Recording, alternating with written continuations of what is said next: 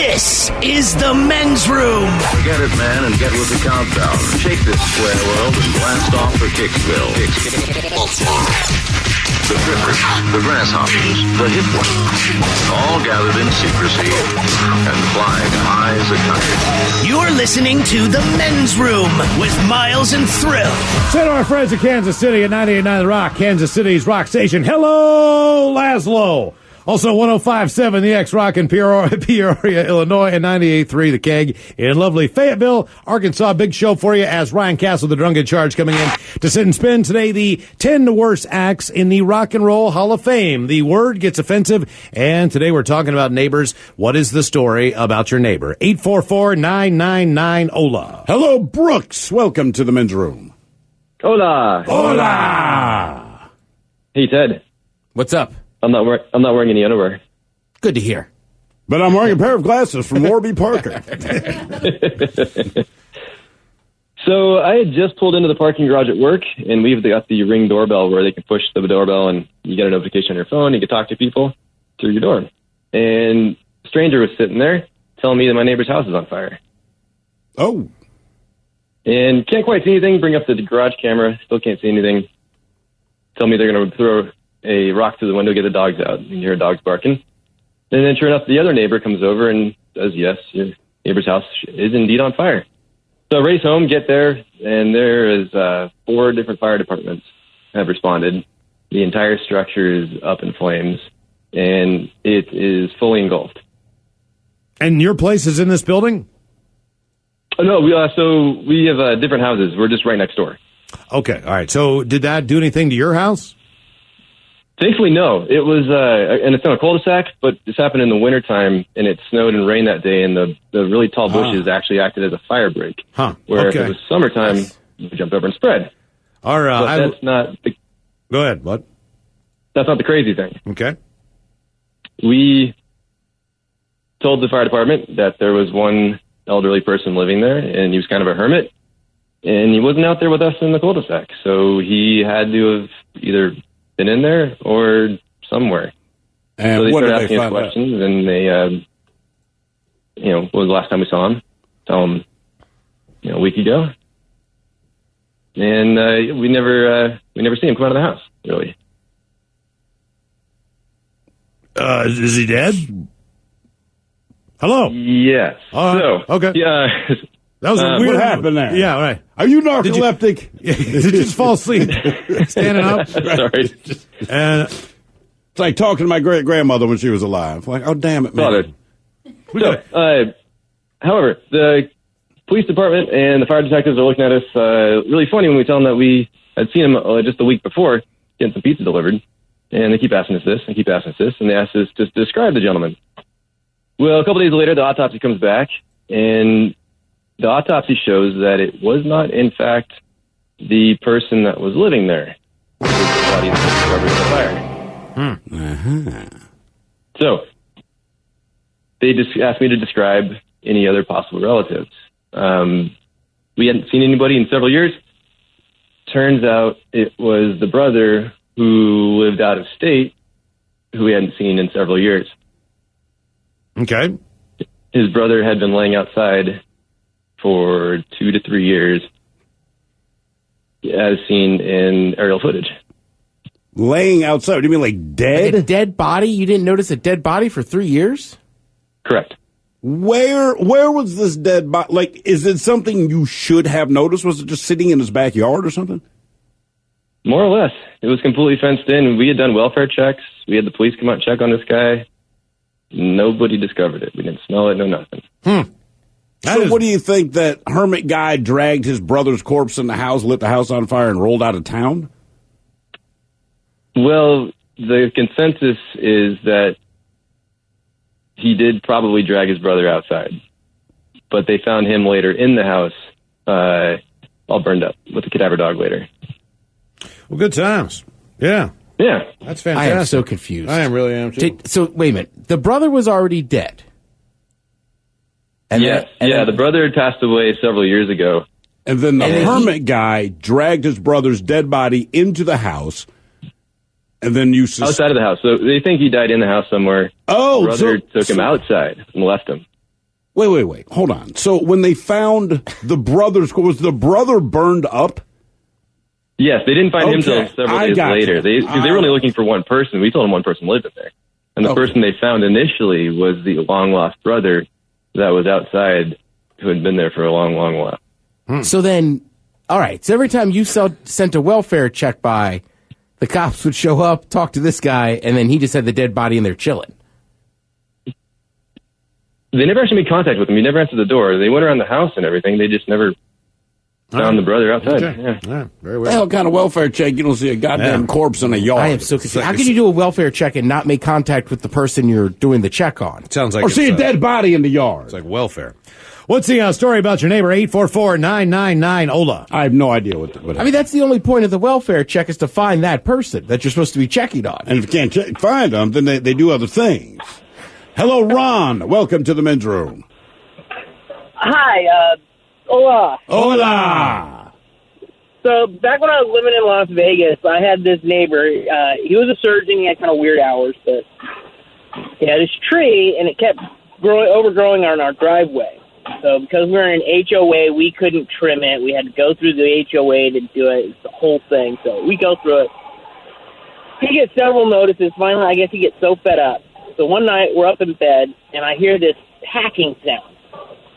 What is that? So I go downstairs, go outside to see what's making that noise, and I notice the tree is now basically a stump. The guy had been out there and was just hacking at it with a machete or something. So I'm flabbergasted. I pull out my phone, take a picture of the tree so I can show the wife. Get back upstairs, show her the picture, and we both notice off in the dark corner is where he's standing. Oh. That's a little weird. Yeah. Well, it was his tree, right? It was his tree. And he just decided he got pissed off and decided to just take it down in the middle of the night? Yep. Well, I guess you got it taken care of, right? It got taken care of. And the good news is that you didn't need surgery. Did does the HOA follow up with him after that, or they just whatever, it's done? I don't know. I tried to avoid dealing with them as much as I could. Yeah, I wouldn't blame you. Good God, man. Mm-hmm. People are weird. People are really, really weird. That's the one thing about neighbors. Everyone's weird. It's just how weird. I don't know. As I'm surrounded by my neighbors, there's one multi-generational family on one side. For the most part, they keep to themselves. They at least offer a wave. There is another immigrated family on the other side. They're just very bizarre, certainly keep to themselves, and they don't wave to you as much as they just give you this weird look. What are you doing? But they don't seem creepy. They don't even seem nosy. It's just if you make eye contact, they will not break eye contact. All right. Okay. So you're just all right. Yeah. And then one of the guys who lives behind me. Don't show them your teeth. I love this guy. I know. I feel they're going to attack me, man. The guy who lives behind me, he's one of the first people, or one of the people that helped establish Hempfest. Oh, all right. And he looks like one of the guys that helped. He's a great neighbor. Yeah, man. That's all I'm going to say. He's a fantastic neighbor. Can you smell him? No, man. It's not. Well, you know what's funny? For the most part, he's a decent guy. He's a very good guy. I meant very helpful the smell guy. of marijuana. No, not and him. All day long, man, you won't smell anything. And then he has a really big backyard that kind of disappears from view, so you really see anything. But his buddies will come over, and you don't really hear them. But I'll go out to smoke at 1 in the morning, all right? So I'm getting ready to go to bed. I'm going to have my last cigarette. And you listen closely. You can hear him talking, and then you definitely just smell just the best ganja on earth, man. Whatever they're smoking back there. I feel like Willie Nelson's probably right on the other side of the probably hedges growing in the with backyard. Snoop Dogg, you know what I mean? Yeah. I don't know. Great neighbor to have, though.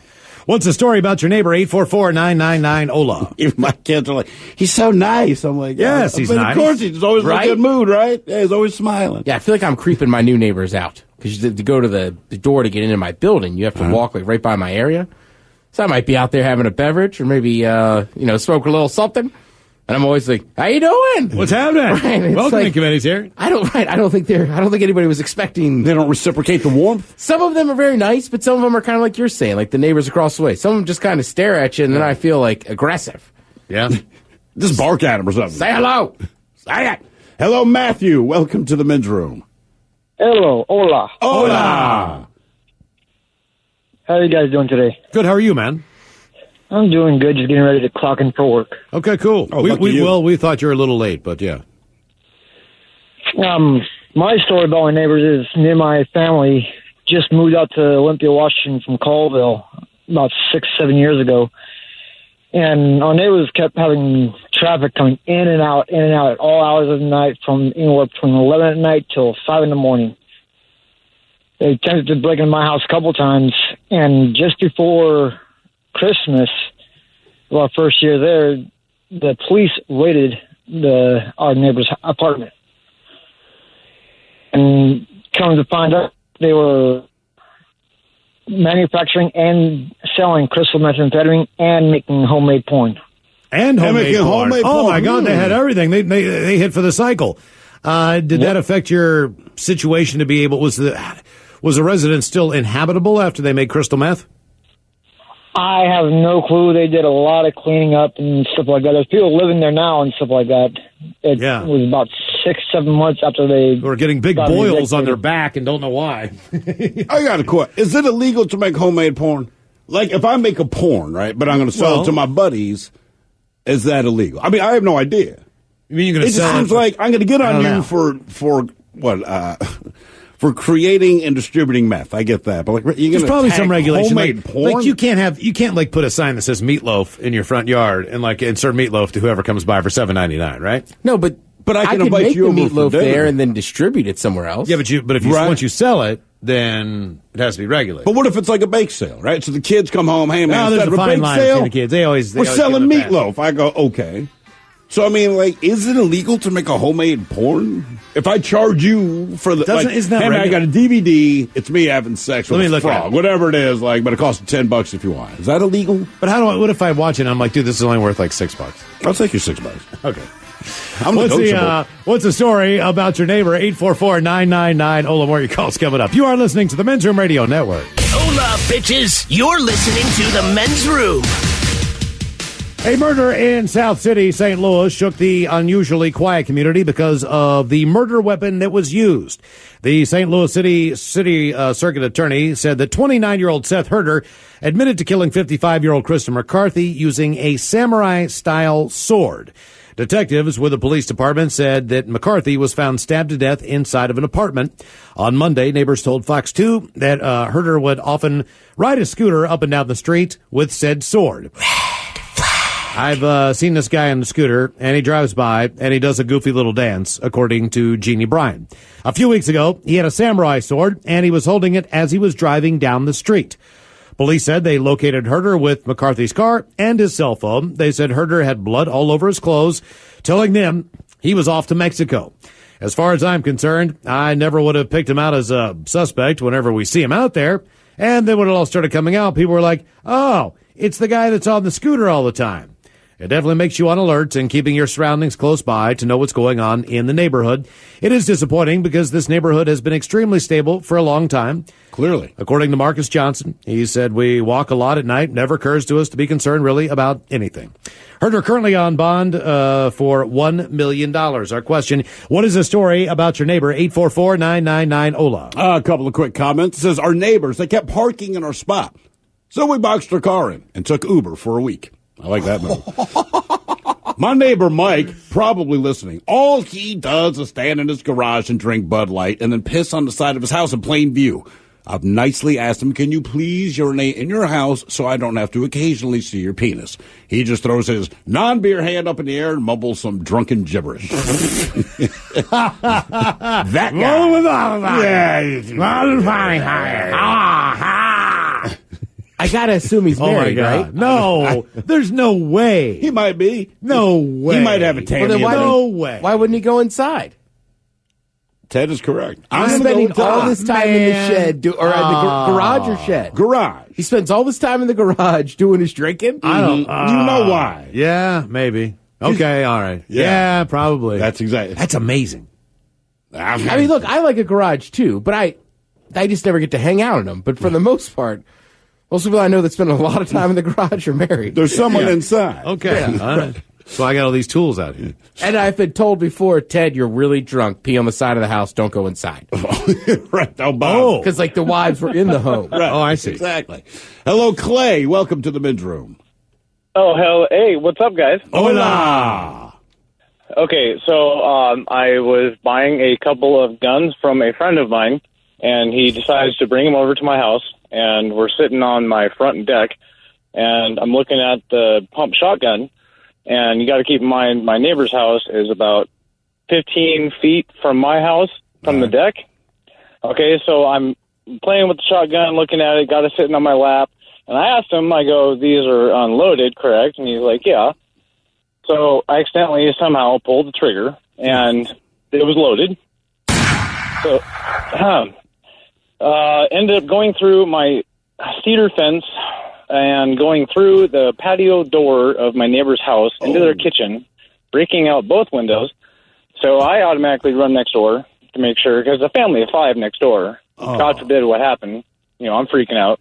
Anyway, so nobody was home except for the father, who was asleep and didn't even know what was going on. And that didn't wake him up?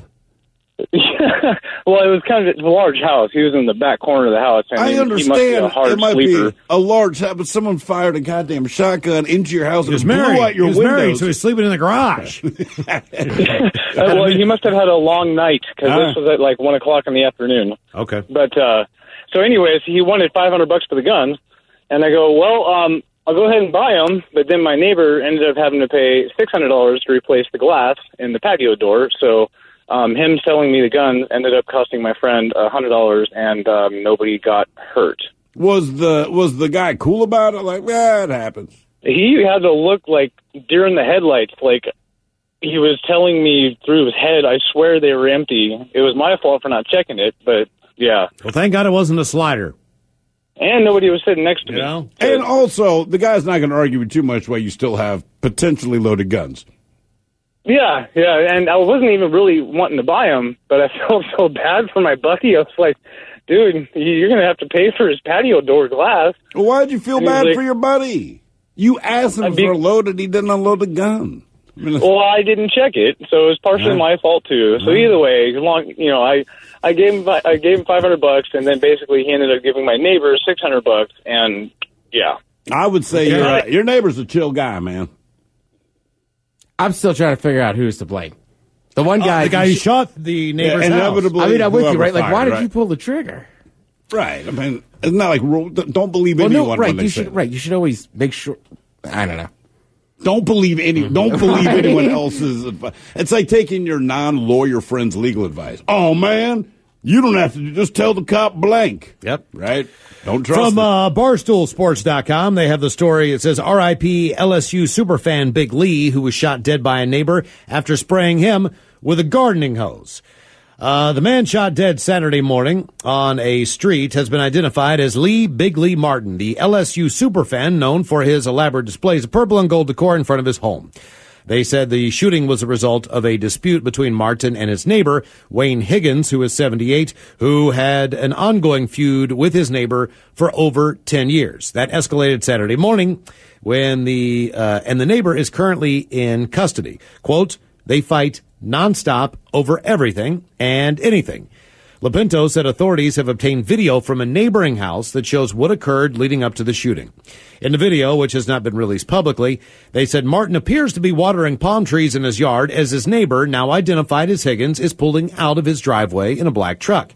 He said the video then showed Martin turning and spraying the vehicle with water from the hose. Then the video shows the neighbor stopping his vehicle, rolling down his window. The two men then appeared to exchange words before Martin sprays the inside of the truck with water. The neighbor then exited the vehicle with a gun and shot Martin dead. Our question, what's the story about your neighbor? 844-999-OLA. After that little pick-me-up. Yeah. Hello, Alicia. Welcome to the men's room. Hi. Hola. Liquor and whores. Liquor and whores. Hello. Hello. Hey, this is what's happening right here. This little neighbor over here. This guy over here, he just is I don't even know what he is. He's a boy that thinks he's, I don't know, tougher than nails, I guess, but I don't know. It all started when, like, he just trying to get in my yard and trying to, like, take care of that was all prepared for you. Here are the 7 words you can't say on the radio. sucker, mother, and please keep those words in mind when calling. Now back to the program. It sounds to me like the guy who was drunk and tried to mow his somebody's yard that he didn't know. Yeah, I guess the point he was going to make, I guess his neighbor is coming over to his property to, maintain his lawn? I don't know. Yeah. Hey, if you want to come over and do my lawn, anybody How is that such an issue? that's listening right now, Hey, man. please come over and do my lawn. That whole exchange was strange. 'Cause Right, it's like, supposed why to be do we- Alicia. I don't care if you're naked. Right. Then she's like, hey, what's up? And then, hang on. And then Angry Dude pops on there. And So is he saying he doesn't give an S about his yard? that's the sense that I got, but we had to cut him off before he could finish. Right, so then the neighbor comes over and just says it's too much, I'm going to cut it. Right, Now he's probably pissed at so. That. What's the story about your neighbor? 844-999-OLA. Actually, I've cut my neighbor's lawn before. She's always very happy when I do. Well, she's ticks and older. fleas and you know what I everything mean? else, sure. And you cut it down, and she's always very I'm glad she didn't come out and chase me with a wooden spoon or something. Because I even think to myself, because the lawn, they connect, and I'm like, you know what, I should just do this for her, and then you do it, but it never crossed my mind that she'd be angry about it, and she hasn't been, but it's just crazy to me, you're kind of doing someone a solid, and you make it, and like I said, it's not like she's 20, I mean, she's probably 65 or something, but I'll do it. I got you, I'm already out here doing it. It's gone. Yeah, I'm with you. God, but I would It's like never imagine she walks out and wants to kill me. Yeah, it's like I dated a girl once that was like, do you mind if I clean up? No. Yeah, it's such a ridiculous question. Yeah, go ahead, man. I like doing this. All right, well, have fun. If I'd known you were going to say that, I'd have made a bigger mess. Yeah. Hello, Adrian. Welcome to the men's room. Hola. Hola. So this happened when I was about 14, 15 years ago before I joined the Navy in Texas. I had a neighbor. He's always doing crazy things. He's broke his tailbone twice. It's not fully healed up or anything else like that, but the one story that stands out. What does that mean? Is, He walks with a limp? I mean, he walks all bent over now? he basically does, yeah. And this dude, he's a 6'6", 280-pound guy, so it's hilarious seeing this dude kind of limping around. But the one story that sticks out is he literally almost caught his own house on fire. Doing what? How did it get to that point? So he had a bunch of aloe vera plants on the backside of his trailer home. And, of course, he said they were a nuisance, and so he wanted to get rid of them. So instead of what the smart thing to do is digging them up and get rid of them, he decides to take a 5-gallon bucket of gas and dump gas all over these plants.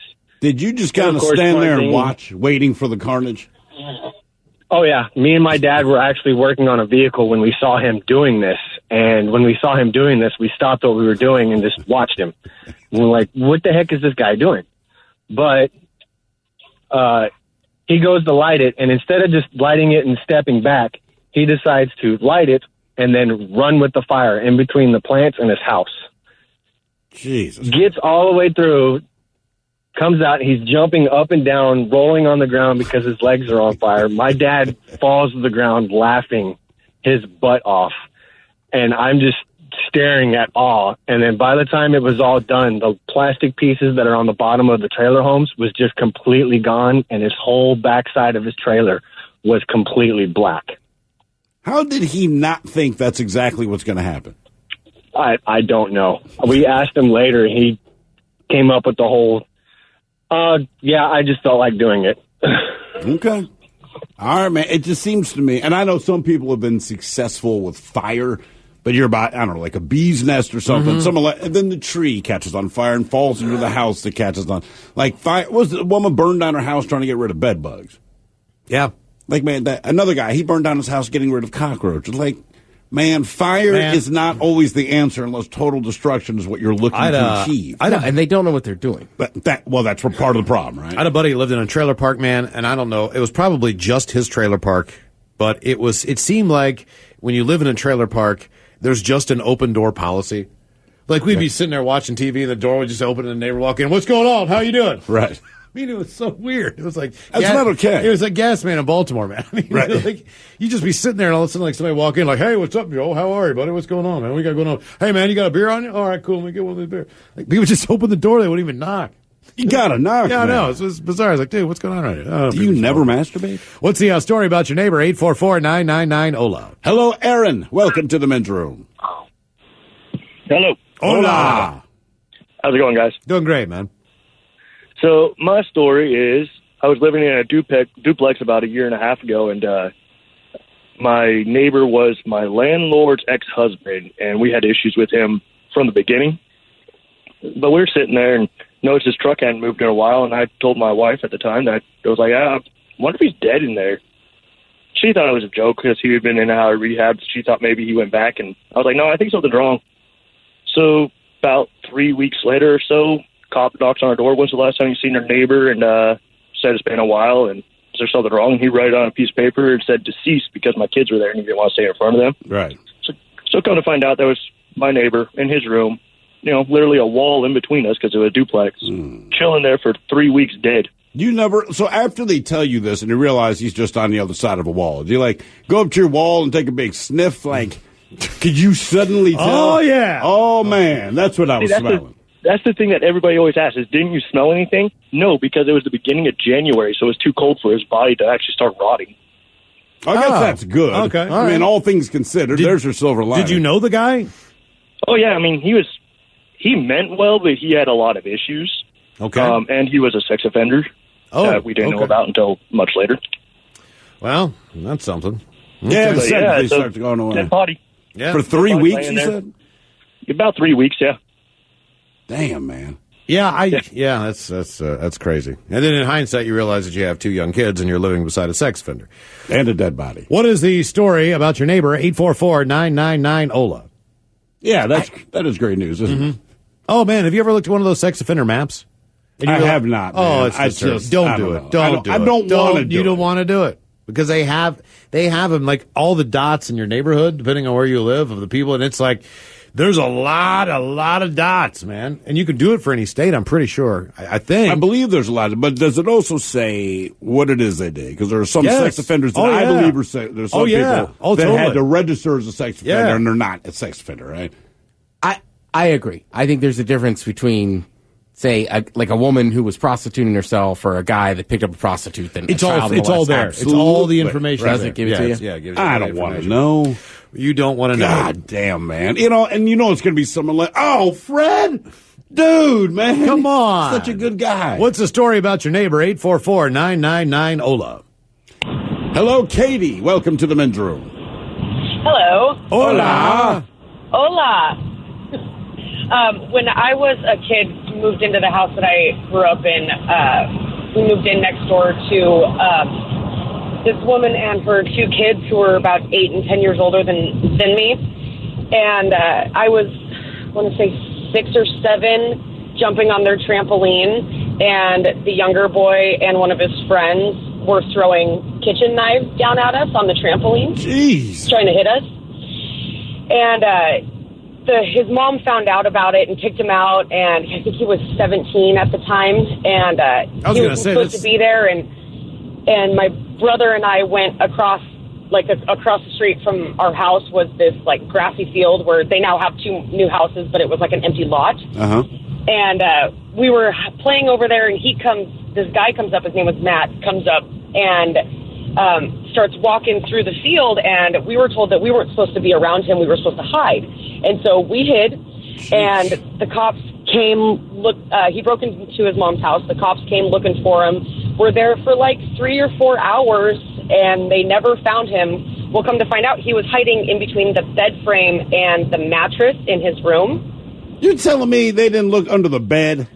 They did not look under the bed, no. And come to find out, he was diagnosed as a delusional schizophrenic that next year. Ah.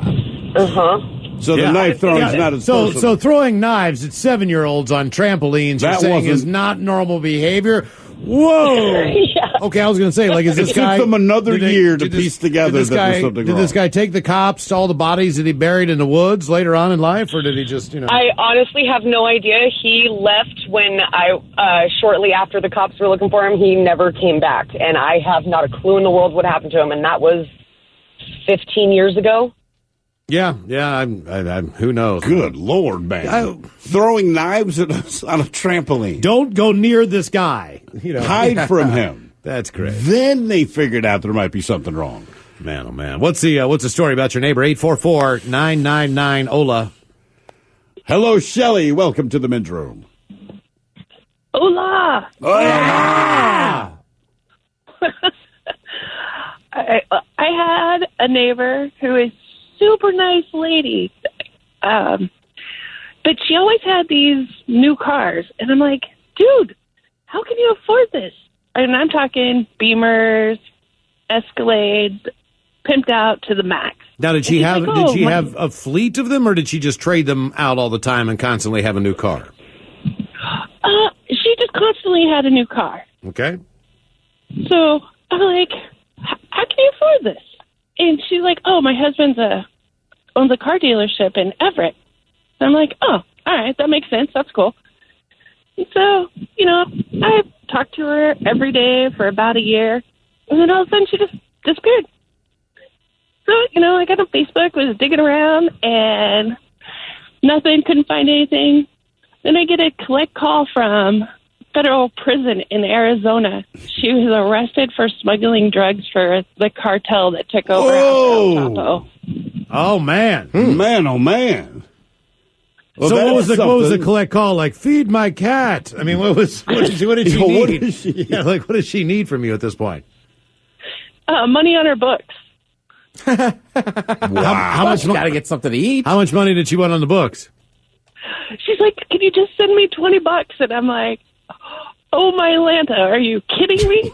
Oh, my Lanta. Oh, my Lanta. Shelley, you can't use that kind of language on this show. This is a family show.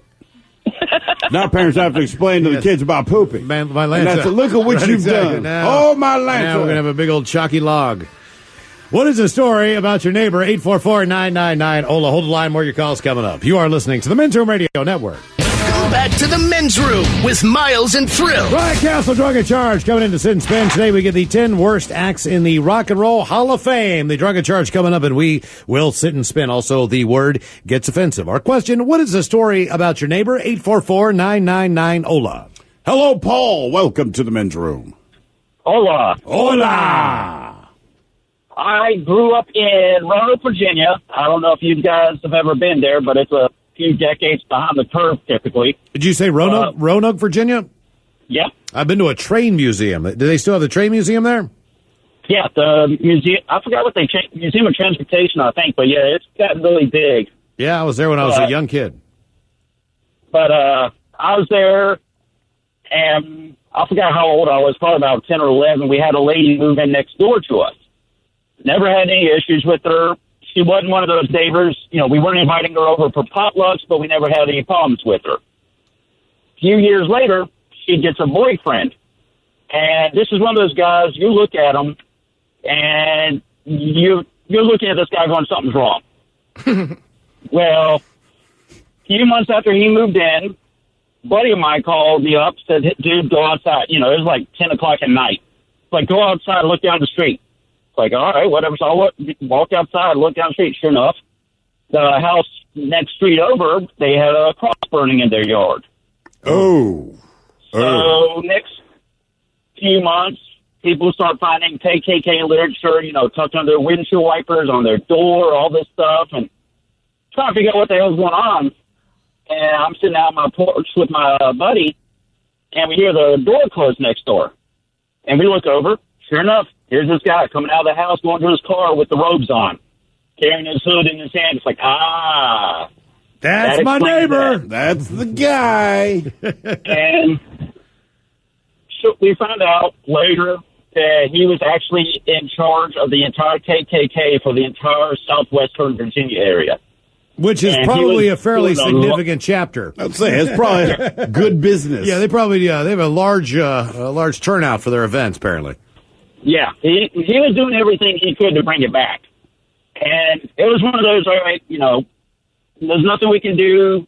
We don't have any proof that he's done anything other than annoy people. So we kept the police updated because I had law enforcement in my family, so we kept them updated on what's going on. Well, the good news is they don't wear those pesky hoods anymore. Yep. But yeah, it's about time. One day we get a letter that she wants us to tear down our garage because she's saying our garage was on her property. So we told her, no, we're not dealing with this, whatever. She calls the city out. City does her work, and they're like, no, that's not right. Your garage is actually on their property. Oops. Oh, you should have torn it down. Yeah, so we're like, whatever. It's been like this for years. We're not worried about it. Well, the city came down and said, nope, you got to tear down your garage because it's on their property. So guess who got blamed for them having to tear down their garage? And it just escalated after that. And it got pretty nasty for a while. I bet it did. Yeah, I bet you're happy not to be living there. Yeah, well, I'm not too worried about it. We have a neighbor who is insanely rich, and he told us if we ever thought about moving out, let him know he wanted our house. It's like, all right, so we moved out, sold him our house. He bought the house next door to him. And last I heard, I don't know what he did. I don't know if it was legal or not, but he made it to where they had to move out, and they got paid less than half what the house was worth when they moved out, so they lost a lot of money. Good. I'm thinking how much bleach they have to use in their laundry. Yeah, exactly. Yeah, I got to be honest with you, Miles, when you brought up that museum in that town, I don't know why, but I have been to that museum. I have too. Yeah, oddly enough. They used to have a bald I have eagle not. in captivity for a while. It's very strange because there's just like tanks and trains hanging out. Yeah. And again, it's just Roanoke, Virginia is a random place to It be. is. Mm-hmm. We had, when I lived in upstate New York for a while, for about 4 years of my life, there was a guy in the Klan lived about half a mile away from us. All right. And he was like this guy. Well, he had the, Southwestern Regional, I don't know, however it works, but they do it by city or by county, etc. He was the guy for the county. Okay. And we didn't know this, obviously, when we're moving in, but I went to school with this kid, and he had a real hot older sister. But me and this kid got along fine, but we had a mutual friend, but anytime the three of us were going to play together, even if it's like grab the Nerf football and play football, like, dude, well, I said his name. We can't go to his house, but no one would ever say why. You know, I'm like, yeah, all right, man, whatever. It's just how it was, and you always have those families. No big deal. A couple years later is when we found out. Well, my father found out that this dude was in the Klan. I'm like, that explains so much. I was never invited to a sleepover. But from that point on, all I wanted to do was have sex with that guy's daughter. Who did it? I mean, I was did the just kid like, say you can't go over there, or was it just understood don't go to that house? No, the kid, but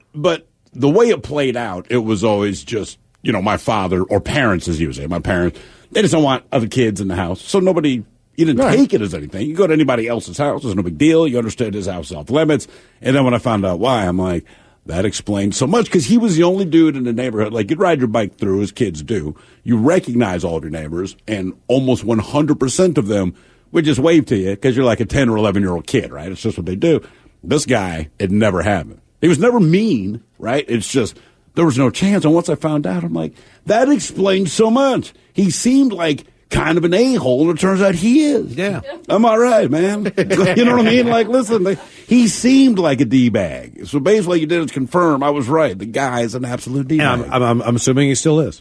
Oh, yeah. Almost like life. Still to come, Ryan Castle, Drunken Charts coming in Sit Spin. We got the 10 worst acts in the Rock and Roll Hall of Fame on the way. And the word gets offensive. Some everyday terms that maybe you don't realize are incredibly offensive. They are. And we also have the most common surname in your state. That's all coming up.